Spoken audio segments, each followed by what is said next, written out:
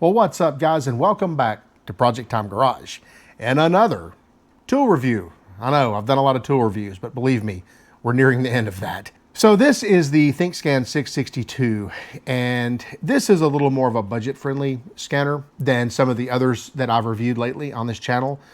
This particular one is going to be aimed more toward the, maybe not the auto enthusiast hobbyist, but maybe just the DIY fella. Somebody that just wants to, check the codes on their car and things like that, or do some very basic stuff. This is going to be the scanner, and it's got the price point to reflect. I think at the time of recording this, it's something like $239 on Amazon. And I'm going to go ahead and drop an Amazon link down below for you guys, should you want one of these scanners. I've got a bunch of scanners, and this particular price point scanner is really good just to, throw in the car or throw in the toolbox, and it's just a quick and easy way to read some codes and then maybe get a little bit more information or maybe do some resets.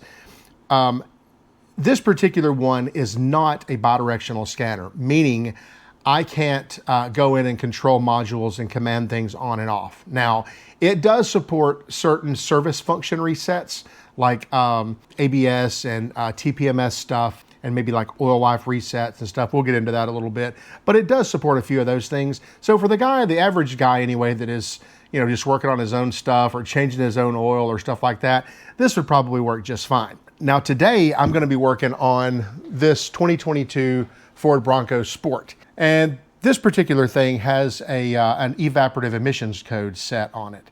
I think it's a very small leak or super small leak or really tiny leak, or it's got a small leak. And it makes it hard to start after you fill up with fuel, which is weird because in the vehicles I've had in the past, evaporative emissions codes were just evaporative emissions codes. Didn't matter. But this particular one, every time you fill up with fuel from empty, it won't start at the gas pump. You got to open the throttle to start the thing, which is kind of weird.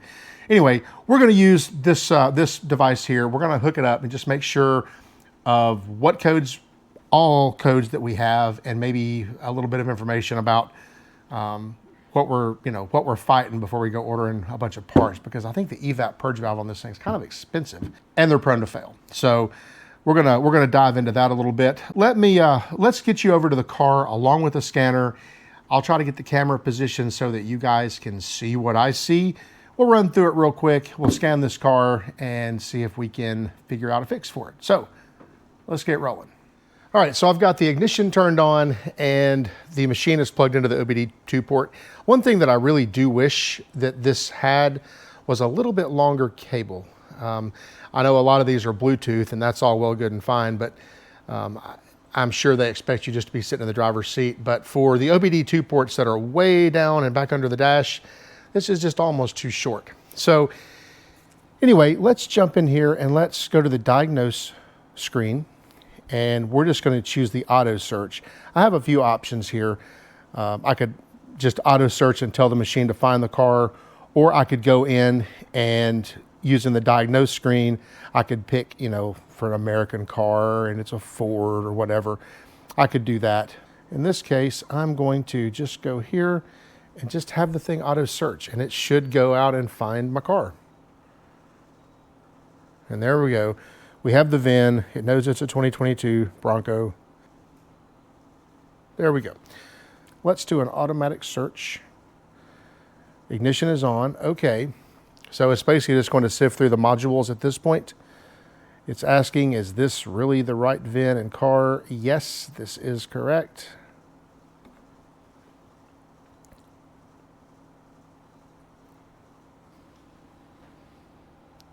All right, so we are being asked now which engine we have.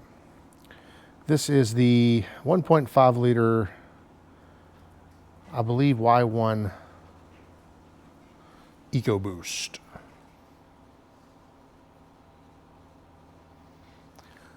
And we'll just go straight into a health report. This will scan all the modules and tell us what's going on. And immediately we see that powertrain control module, I have a P0456, which is the very small leak, the one I was talking about. And then we have a EVAP system high purge flow. and these are both continuous DTCs. So these are extremely active DTCs. All right, well, that tells us what we need to know there. Now on these scanners, just to show you guys, we'll exit out of this for a second, just to show you guys a little bit more about what we've got here. I can do vehicle-specific diagnosis, so this will work directly with like the Ford OE database or the GM or Audi or Aston Martin or whomever, or I can go into generic OBD2 data. So this would be, well, it tells you right here, you can clear fault codes, look at freeze frames, emissions readiness, O2 sensors and stuff like that, generic stuff. Also, I have a history, so I can see all the diag records that I've done in the past on previous vehicles. I can look at saved reports. So on this vehicle, had I exported the report, it would have saved it and I could have exported it, but no point. And we have feedback, and we also have something here called $fix community. Now this is a pretty interesting thing. So let's install it. $fix. And it's pulling it down from Thinkscan. And the deal with $fix is it's kind of like a online forum for automotive type stuff. So an example of its use would be on this particular vehicle. If I wasn't sure what evaporative emissions were or what that P0456 or 456 was, I could jump out to $fix and ask the community.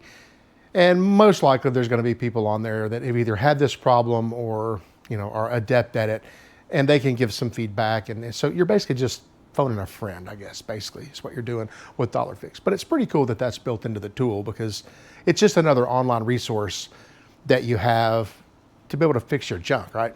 Okay, so we've installed successfully here. I'll go back. Enter the $fix community. And it's asking, if I can allow it to access my location and my storage and my phone, even though there's not a phone on here.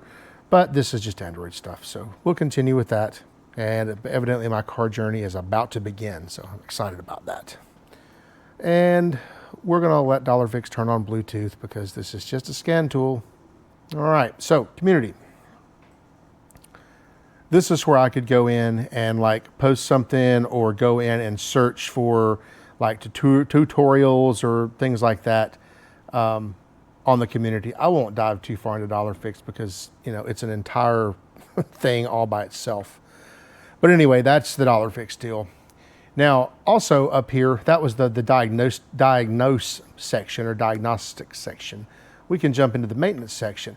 This is where we can do all of those service level functions that I was talking about. And this one supports a few of them, like ABS bleed, resetting the airbag. I can do battery matching, brake pad reset, DPF regen, throttle adaptation, gearbox learning, anti-theft key matching, injector coating, and a couple more. Oil reset, steering angle reset, and TPMS reset. So it does offer a few functions above just a basic scanner. So these are nice to have, again, just for the guy that owns a couple of cars, right? Also, we have the upgrade screen, and this basically is how the machine is able to go out and download all the newest information. So we have 3 different sections for upgrade. We have the vehicle diagnostic software section, we have the maintenance section, and we have the actual application software itself, or the version of basic software this machine is running. So if I jump into one of these, enter, and we see all of these different brands that have check marks beside them, right? And we notice there's a download button down here on the side. I usually don't download a bunch of software for vehicles that I don't work on because there's just no point. Like ASHOC, Leyland, I don't even know who that is. So, but I would say that if I'm going to go out and I'm going to like work on a Ford vehicle or whatever, I'm going to jump into Ford and I'm going to download the latest version of that software before I start scanning, just to make sure I have you know, the latest and greatest junk. Also, auto search, I might update that too, because as newer vehicles roll out, you know, this machine isn't aware of them. For example, you know, the 2026 model year cars haven't hit the market yet, so this device doesn't know anything about 2026. So when those vehicles hit the market and that software becomes available, I can download that software and make this scanner actually work with the 2026 model year stuff. So that's pretty handy. So there's a more section here also, and this is just the settings of the device, like your email address. You can put it on your Wi-Fi. That's how it downloads the updates. I've got a photo album and a screen recorder. The photo album, it's kind of interesting. Really, the only thing the photo album is for, I guess, saved reports, because this device does not have a camera on it. For screen recorder, I can turn that on. You notice how it hovers up here, and I can press this button and it'll just start recording my screen. So if I want to, you know, go back and play back something that I was working on, I can do that. I have a user section. So this would be for like Fiat Chrysler or something like that. If you have subscriptions, you can go in, put that stuff in here. The universal section controls my, you know, basic tablet functions, I guess, like brightness, language, time zone. I'm in Africa, Brazzaville, which I don't think that's where I'm at, but that's okay. 24-hour format. And this customer service center, you see this little guy that's hanging up here? I can turn that off and get rid of that because I'm not going to be using that probably. And then maintain, I've got, I can clear my data, restore factory settings, cast my screen like to a TV or something like that. So that's pretty interesting. And then I have some about information, which is basically nothing. I also have something here called Gadget. And this would be Google Chrome in this case. Now, some of the tablets will let you install other gadgets, but if I want to use Google Chrome to go out and, you know, browse the web or look up something, I can do that here. If I want to go to YouTube and see how somebody else fixed the problem that I'm having, I could do that here. So that's pretty nice to have also. I think that's pretty much all of the major stuff. I have a coverage list here. So if I'm getting ready to look at evaporative emissions on this Ford car, and I want to know ahead of time if it supports this, then I can go in here and I can look this up beforehand. Now, I usually don't do this. I usually just plug the thing in and see if it works. And if it doesn't, I'll update it and see if it works again. That's just the easiest way I've found. Also have an OBD fault code library. So I can do a P0456, which is what I have. I can search that. And that's an EVAP system leak, very small. And another thing that I can do is I can Google search that code. Because, you know, everybody fixes their car with either Google or YouTube, mainly. So there's that. So I can go in and get some information on that. So we'll back out of that. And then we've got a user manual and then online service, which we don't really use. So this car has a P0456 and a P0459, both. That is going to be centered around this little device right here. This is the EVAP Purge valve.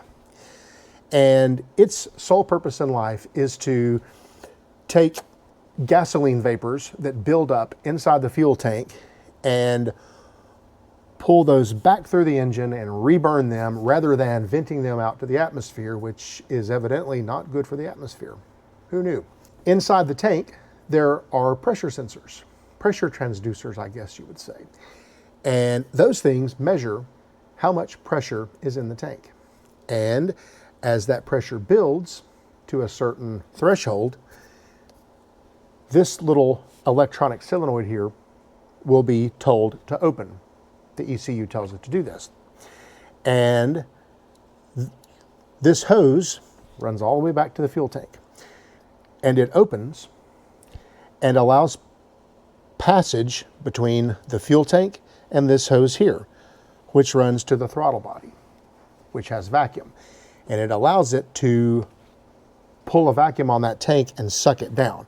Now the P0456 P0456 code that we have is telling us that we have an EVAP leak. And it thinks we have an EVAP leak because it can't build pressure in the tank. Or it's building pressure and that pressure is slowly leaking off. Kind of like a balloon with a really small hole in it, that kind of thing. So the most common issue for this is this EVAP purge valve. It gets to the point where it doesn't close all the way and it doesn't seal that fuel tank off, and it allows suction to happen even when suction shouldn't be happening. So that's the most likely deal for us. I think what I'm going to do is I'm going to disconnect this line here, and I'm just going to try to blow through it and see if I get any, any passage through this. I shouldn't. It should be closed off. So let's do that.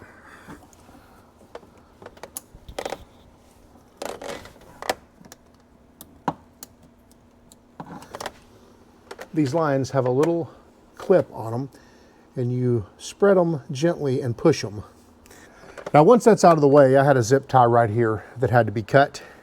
And in order to get this hose off, now that I have my little red thing off, there is a little button that you press and you can pull it off. That button is right there. And you see how when you press it, it expands that a little bit.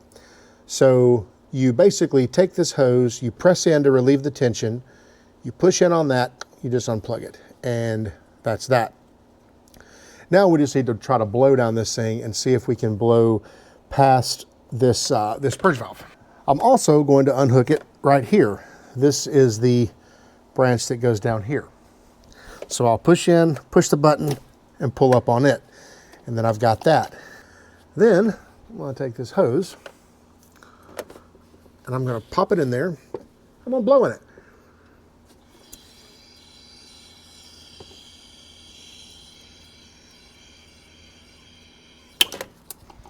It's bypassing. I need an EVAP purge valve. That's what that means. What I have here is another EVAP purge valve that is not the right one, unfortunately. But we can compare and contrast. This is the hose that's supposed to go back to the gas tank. I can take my little blowy hose, push down in there, and blow. Nothing. So this purge valve is good.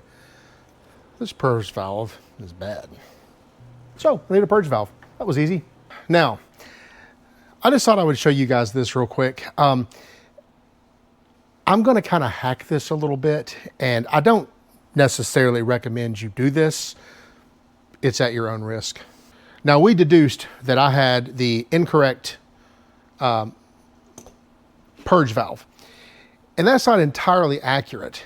You see, the purge valve itself is the right one. It's all this conglomeration of pre-bent hoses that are wrong.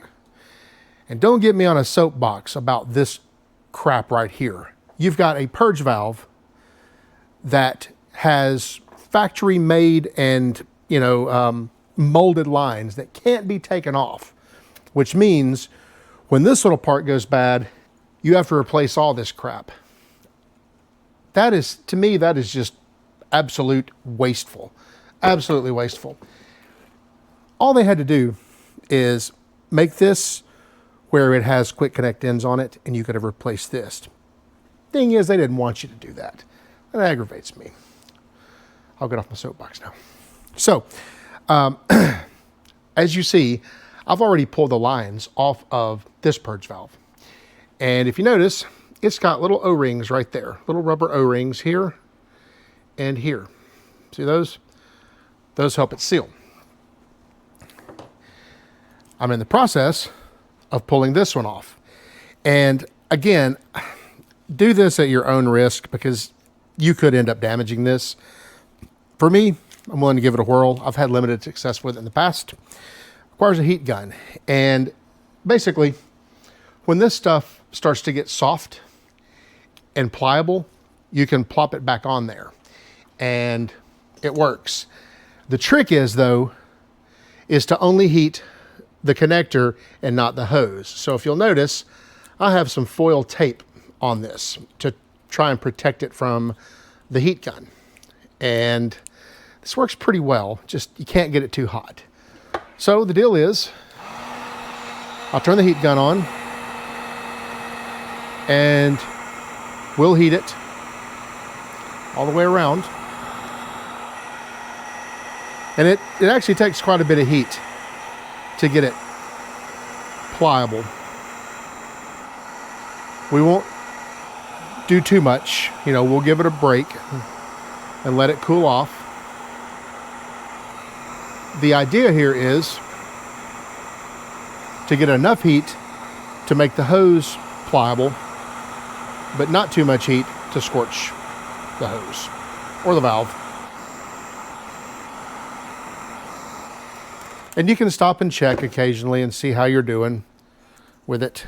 And when you get it enough, it'll pop right out like that and not damage anything. So this is my bad purge valve. I'll lay it aside and we'll take this guy and we'll pop it right back on there. And it'll seal right back up just like it was before. Now on this one, you'll see that I got it a little bit mangly when I tore it apart. The sealing surface, I didn't get mangly, but what we're gonna do is I'll put a spring clamp on here, see that? And once we heat it up and get it pliable again, I'll take my spring clamp while it's warm and pop it on there. And that will seal it back up again. At least it's been my experience. So again, not exactly the textbook way of doing it. Whatever gets you down the road. Okay. It is getting soft again. And you see we can pop that thing back on there.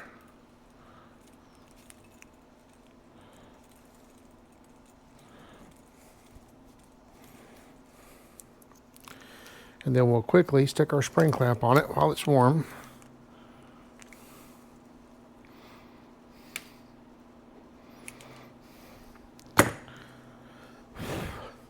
Let it dry.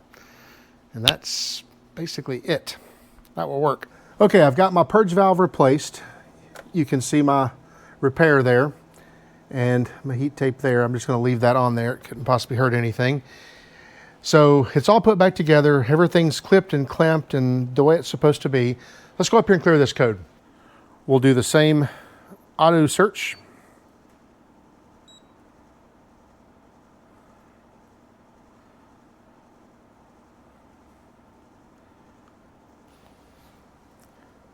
We'll do automatic. Okay.